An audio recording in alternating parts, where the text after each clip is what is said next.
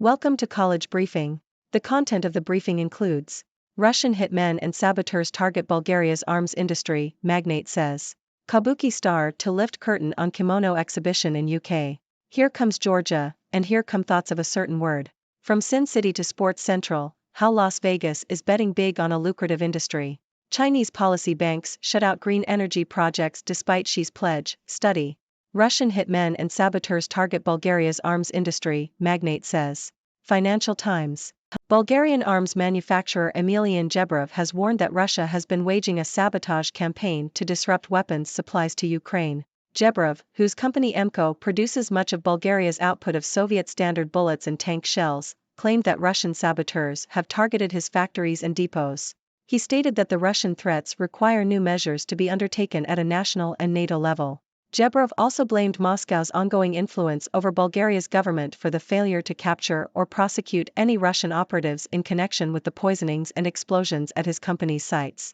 In 2015, Jebrov was poisoned with an organophosphate nerve agent similar to Novichok, the substance used in the attempted assassination of former Russian intelligence officer Sergei Skripal. Jebrov has accused Bulgarian prosecutors of covering up Russian attempts to sabotage his facilities and has called for more action to protect the industry and individuals in Bulgaria. Kabuki star to lift curtain on kimono exhibition in UK. Nikkei Asia. Renowned Kabuki actor Tamasaburo Bando is hosting an exhibition of his extensive costume collection at the Ashmolean Museum in Oxford, UK. The exhibition, titled Kabuki Kimono, Costumes of Bando Tamasaburo v. features a dozen kimono costumes selected by Tamasaburo, showcasing the Japanese aesthetics and craftsmanship of Kabuki. Tamasaburo hopes that the exhibition will help introduce the culture of Kabuki to a wider audience and foster cultural exchange between Japan and the UK. The exhibition will run until late 2025. Here comes Georgia, and here come thoughts of a certain word. Washington Post. Georgia is one game away from a three-peat, a feat that hasn't been accomplished in college football since 1936. Georgia crushed Tennessee 38-10 on Saturday, taking them to 11-0 and increasing their winning streak to 28 games. Carson Beck had his first game as a starting quarterback and delivered, but it was sophomore wide receiver Dylan Bell with his 5 catches for 90 yards and touchdown that really shone. Bell also threw one completion in one pass attempt for an 18-yard touchdown pass. The game changer was, our confidence. Wow, he caught it, and it just shut the crowd up. Georgia has been executing at a high level for 3 years and they move on to Georgia Tech next and then an SEC championship scrap with Alabama in Atlanta and maybe a college football playoff berth. One of the things that sets Georgia apart is their culture and their capacity for taking a punch, which is more indicative of who you are than giving a punch. From Sin City to Sports Central, how Las Vegas is betting big on a lucrative industry. CNN. Las Vegas is becoming a top pick for sports franchises, as the city has become home to 4 major league sports teams, 6 minor league teams, and a major sports organization in the Ultimate Fighting Championship. The city is also home to 4 large sports venues and it appears poised to be one of the top picks for an NBA expansion team and an MLS team. Las Vegas had long been known for its casinos, food and live entertainment, but in under a decade, it has become a sports metropolis. For example, the initial economic impact estimates for Sunday's Formula One Las Vegas Grand Prix and the February 2024 Super Bowl were $1.3 billion and $500 million, respectively. That total would match the estimated $1.8 billion contributed to the metro area by all sporting events from July 2021 to June 2022, according to an economic impact study released by the Center for Business and Economic Research at UNLV's Lee Business School. However, the city is not benefiting equally from the double down on sports. Some communities, especially those that have been underserved in the past, might not have the same access to parks, local sports businesses and facilities. Chinese policy banks shut out green energy projects despite Xi's pledge, study. South China Morning Post. Chinese policy banks, including the Export-Import Bank of China and the China Development Bank, have not committed any finance to the energy sector in 2021 and 2022, despite a pledge by President Xi Jinping to fund green and low-carbon energy projects in developing countries, according to researchers at the Boston University Global Development Policy Center. The researchers said lending to overseas energy projects has been declining since 2016, due to the impact of the coronavirus pandemic, increasing levels of debt distress in developing economies and a shift within China's financial institutions towards domestic economic growth. Richie Munoz throws 5 TD passes and runs for a score to lead Weber State over Cal Poly 48-21. Associated Press. Richie Munoz led Weber State to a 48-21 victory over Cal Poly on Saturday night, throwing 5 touchdown passes and running for another score. Munoz connected with Jacob Sharp for 3 of the touchdowns and finished the game with 329 passing yards. Trayshawn Hurry also had a touchdown catch for Weber State, while Sam Heward threw 2 touchdowns and 2 interceptions for Cal Poly. Cal Poly took an early lead, but Weber State scored the next 41 points to secure the win. Jaden Daniels piles up over 500 total yards. Powers number 15 LSU passed Georgia State 56-14. Associated Press. Jaden Daniels, the senior quarterback for LSU, led the team to a 56-14 victory over Georgia State. Daniels had an impressive game, accumulating 509 total yards, throwing 6 touchdown passes, and rushing for 2 more scores. He completed 25 of 30 passes for 413 yards and rushed for 96 yards on 10 carries.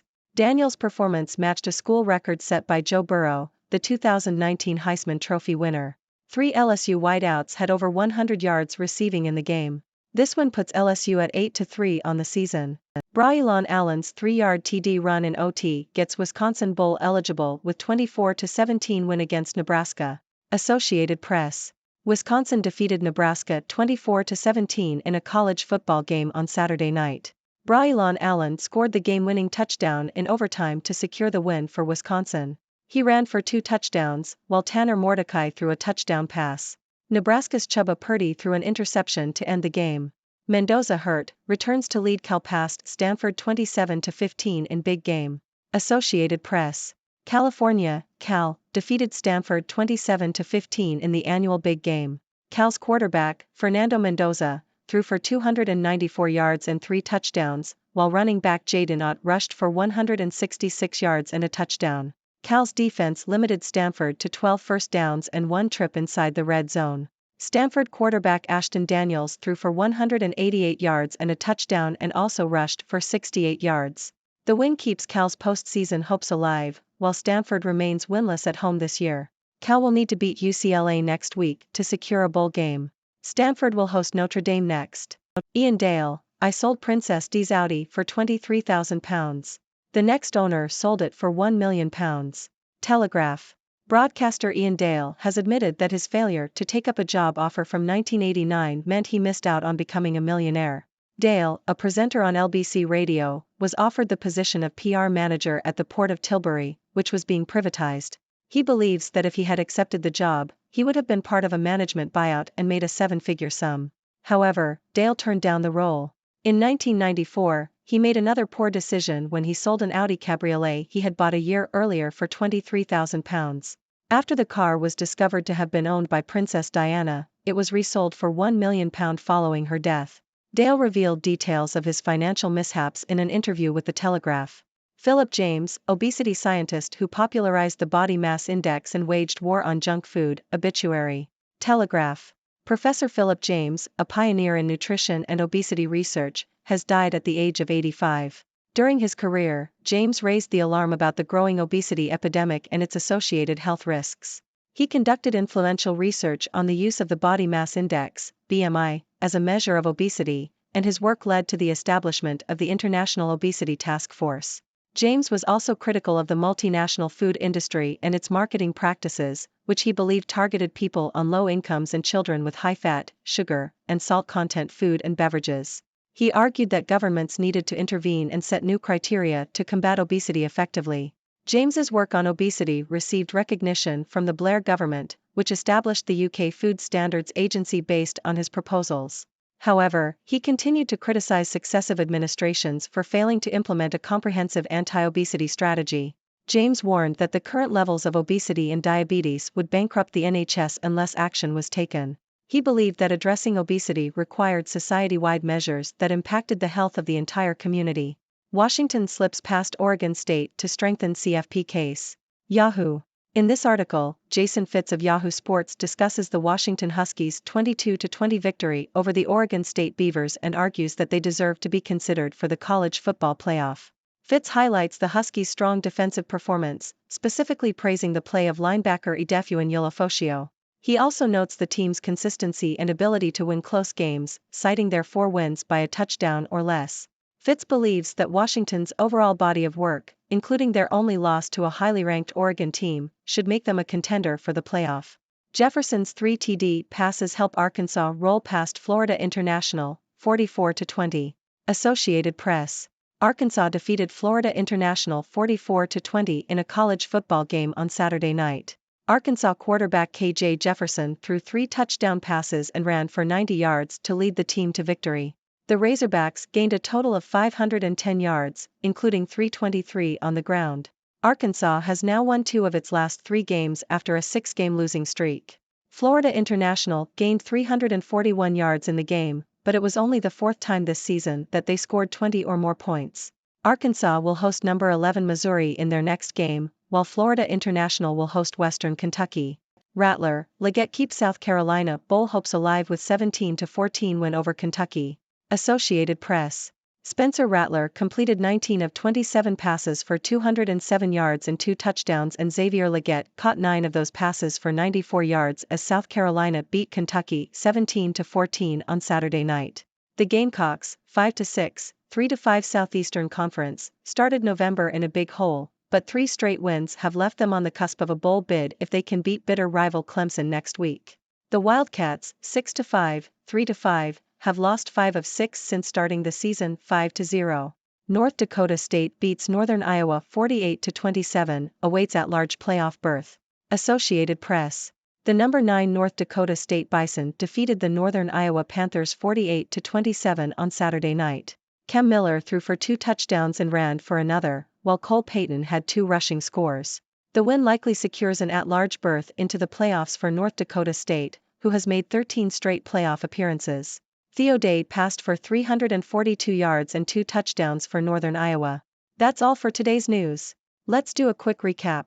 Emelian Jebrov, a Bulgarian arms manufacturer, claims that Russia has been sabotaging Bulgaria's arms industry to disrupt weapons supplies to Ukraine. Jebrov called for new measures to be taken at a national and NATO level to address the issue. Renowned Kabuki actor Tamasaburo Bando is hosting an exhibition of his kimono costume collection at the Ashmolean Museum in the UK, aiming to introduce the culture of Kabuki to a wider audience.